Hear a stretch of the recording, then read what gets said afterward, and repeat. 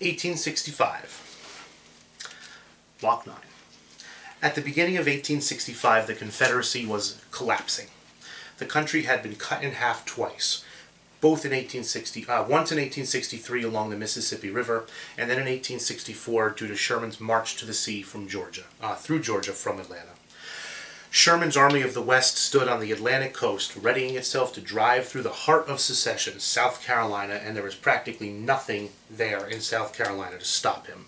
Meanwhile, in Virginia, General Lee and General Longstreet held off General Grant's forces, but only by playing defense in a siege outside of Petersburg, Virginia. If Petersburg fell, Richmond would fall right after. General Grant stood around these defenses with 125,000 men. There's 125,000 Union men here compared to about 50,000 for General Lee. And General Lee's troops, for the first time, were finally beginning to crack. So let's just very quickly take the war in the West, very quickly, because it's almost over.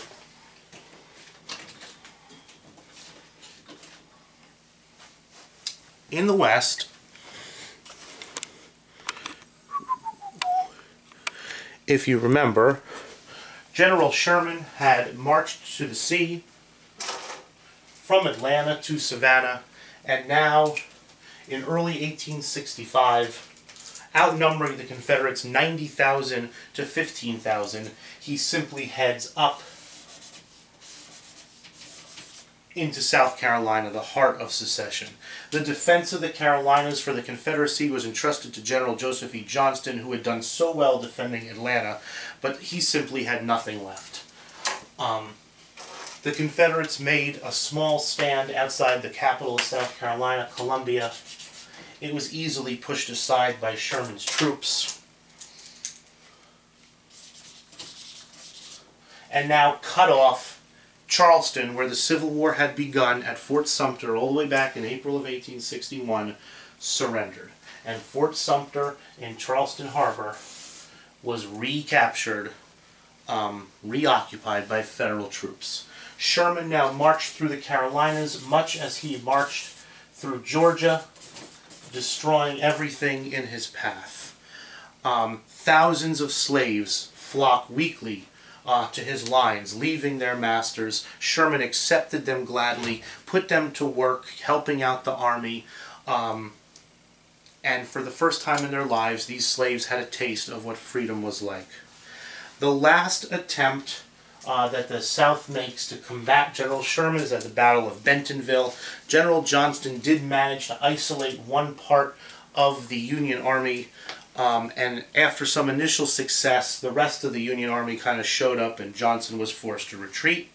Johnson retreats towards Raleigh, North Carolina, with the idea of hooking up with Lee in Virginia around Richmond.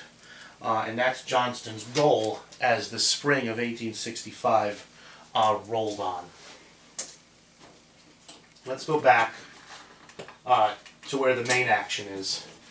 General Grant and General Lee in the East. If you remember from 1864 that General Grant had arranged his soldiers in a siege around the town of Petersburg, which connected to Richmond by a series of railroads. It's not a siege in the traditional sense of the word. What it really is a 9-month campaign of trench warfare, with Grant trying always to kind of get around the Confederate right. Grant constantly moves left, left, left, left, left in an attempt to get around the Confederate right and get at that Battle of Richmond. Many battles and raids are fought to try to cut Lee's supply lines.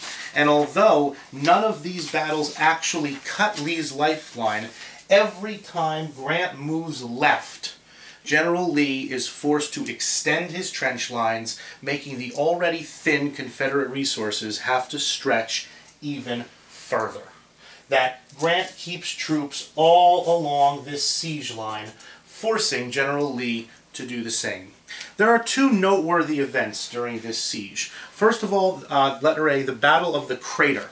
The Battle of the Crater was a bunch of miners who were in the army kind of got together, and they got an audience with General Grant, and they said, hey, look, If we put a whole bunch of explosives underneath the Confederate line and blow it up, that'll make a big gap in their line, and then we can send our troops through that gap.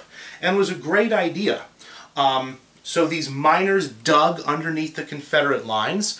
It was around here. Put their explosives down there, and then it was blown up. Huge explosions blowing the hell out of the ground. And the Confederates were just shocked. And with a quick-moving commander, the war could have been ended at this point. However, in command of this particular section of the Union Army is our old friend, General Burnside. By the time General Burnside actually gets his troops into the crater, the Confederates have recovered, they have reformed, and then they pretty much spend the afternoon shooting the Union troops milling around the bottom of this crater. Burnside, instead of giving up while he should have, ordered more troops into the crater, and the Confederates described it as a turkey shoot. It was so easy. It was like shooting big fat turkeys. They just aimed their muskets down into the crater and shot these poor Union soldiers. After this performance, Burnside is finally removed from command for the last time.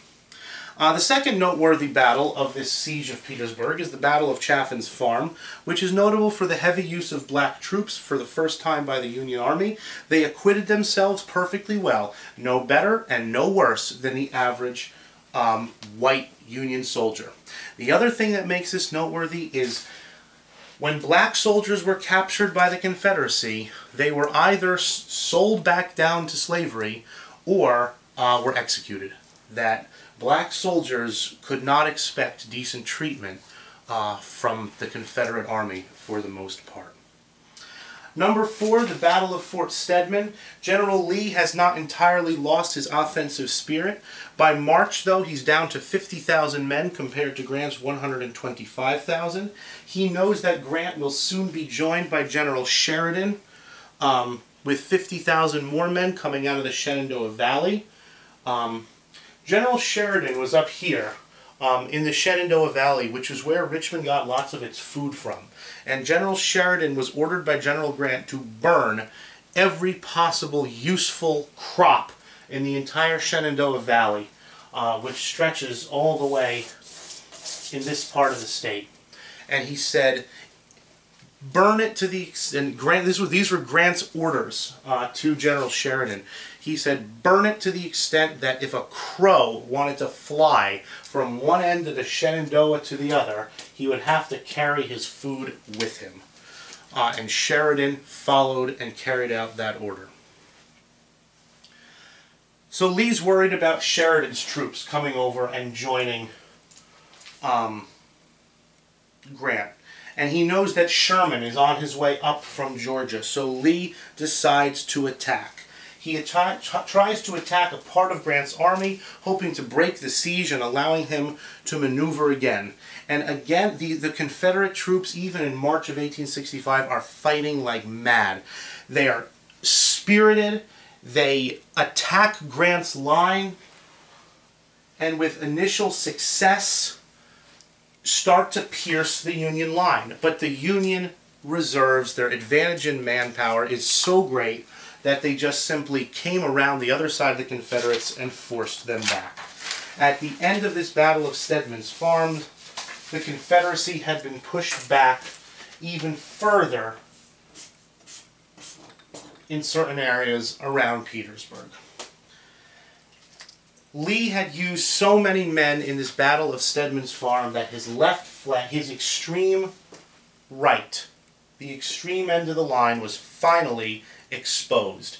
And when Grant saw that Lee's right flank, was exposed, General Grant pounced. And that leads to letter B, the Battle of Five Forks.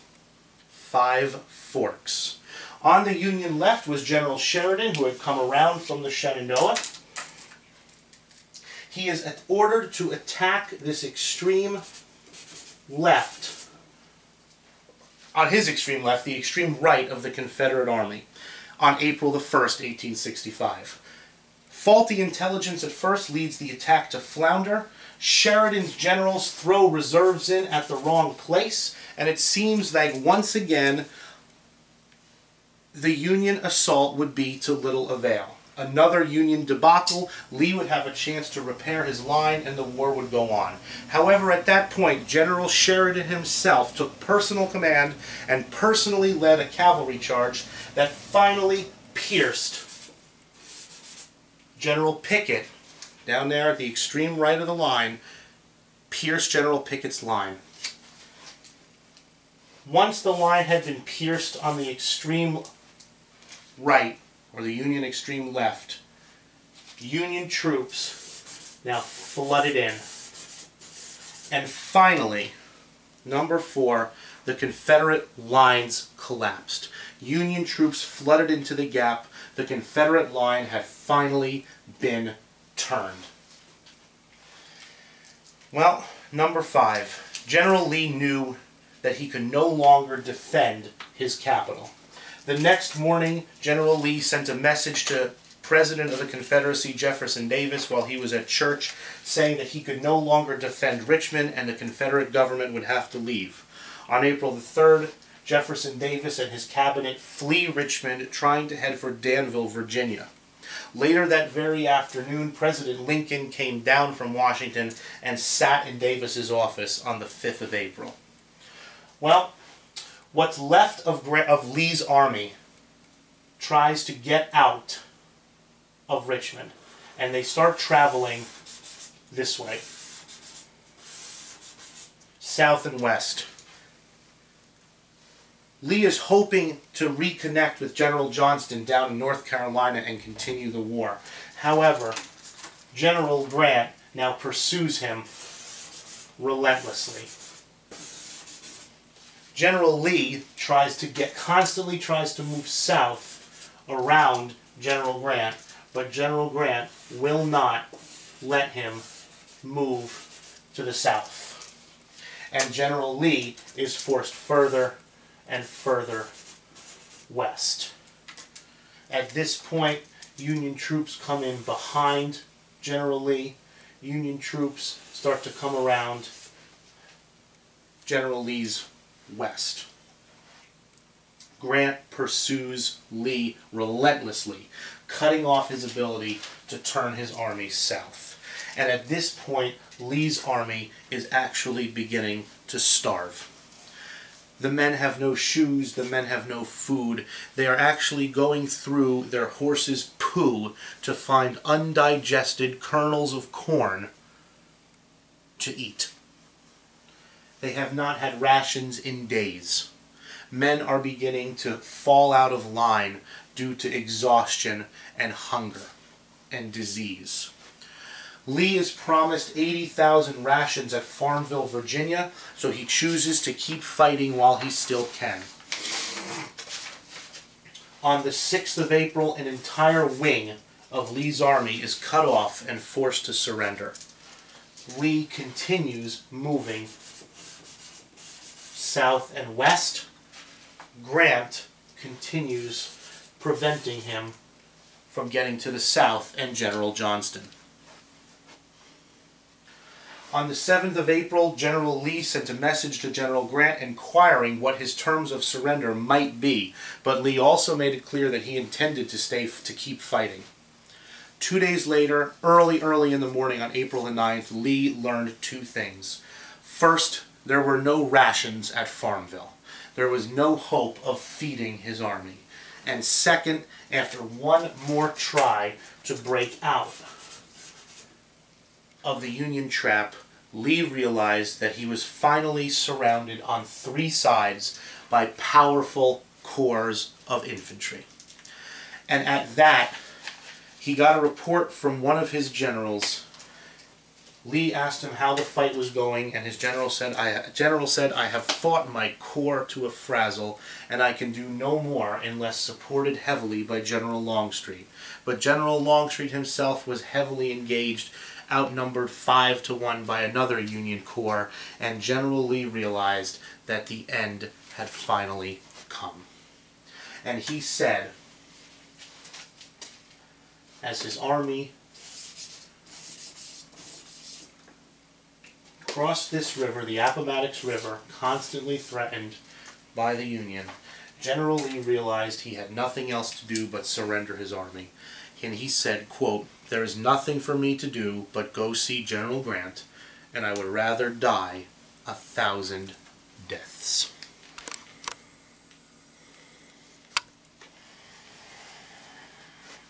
Letter D, the surrender.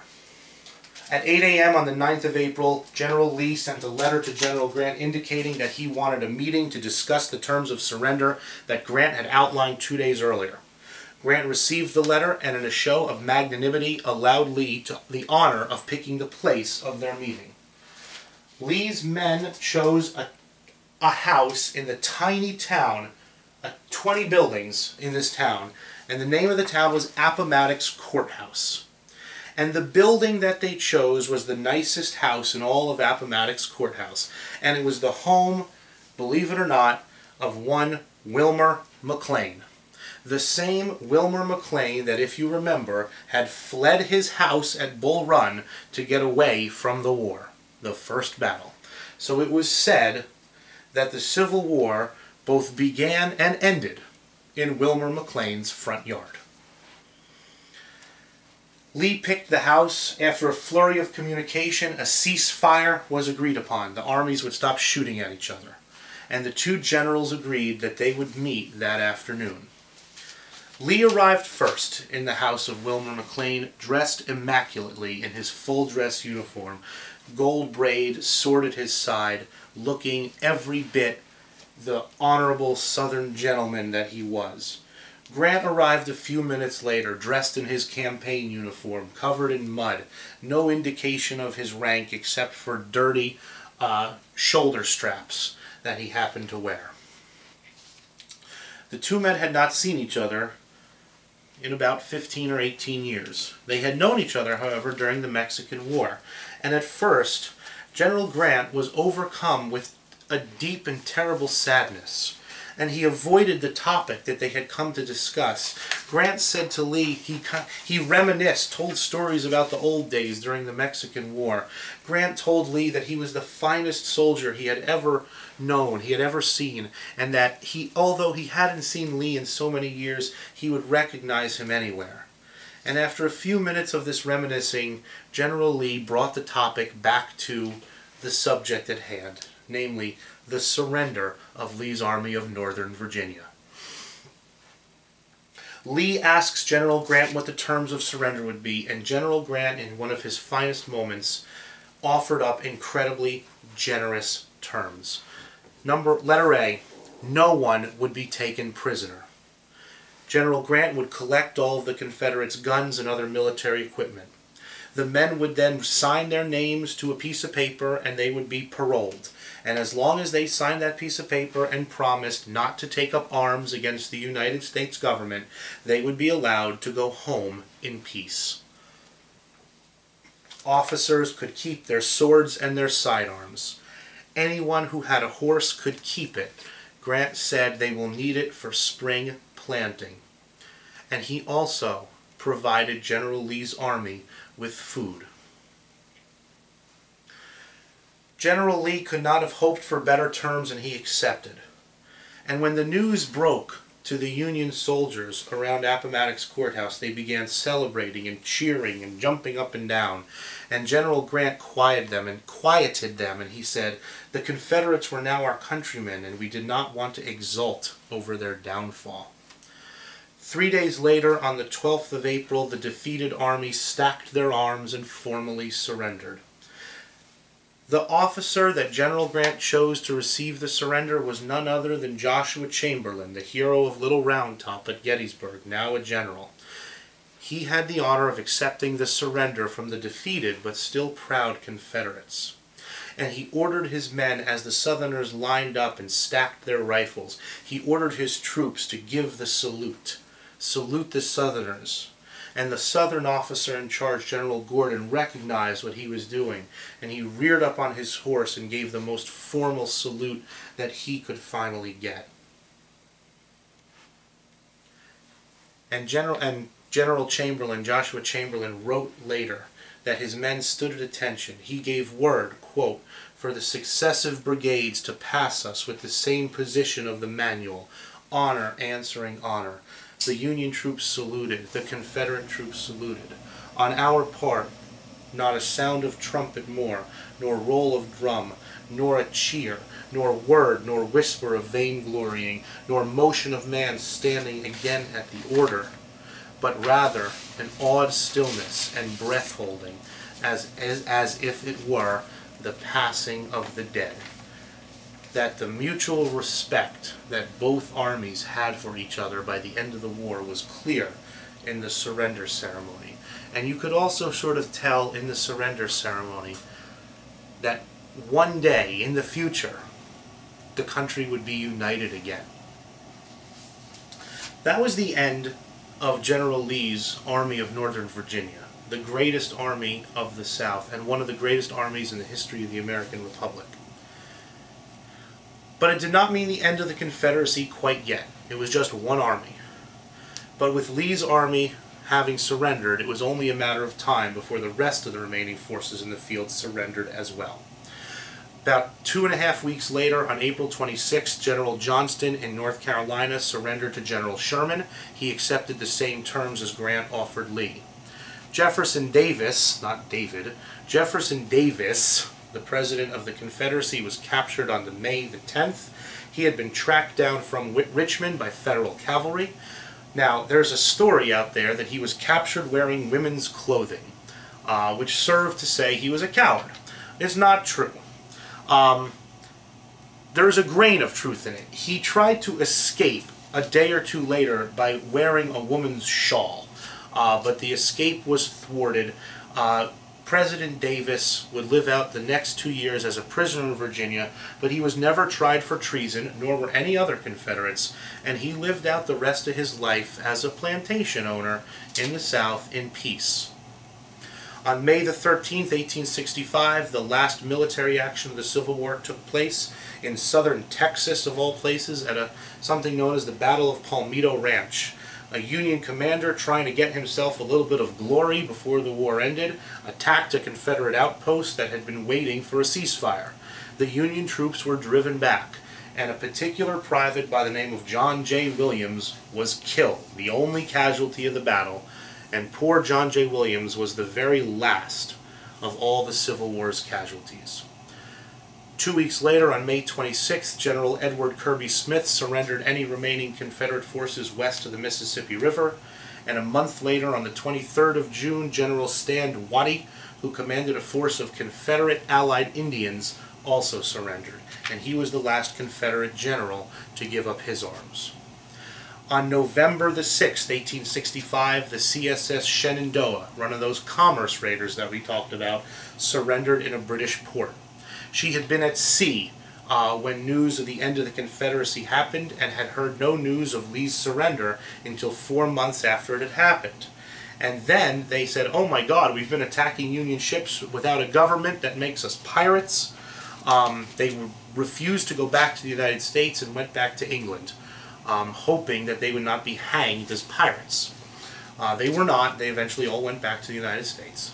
But that surrender on the 6th of November, 1865, was the very last military action of the Civil War. And 4.5 years after P.G.T. Beauregard ordered the Confederates to fire on Fort Sumter, the Civil War had come to an end. The costs and the consequences, however, were only beginning to be calculated. It's the most important event in all of American history. The most powerful event in all of American history. But now it was over, and the time for healing had begun.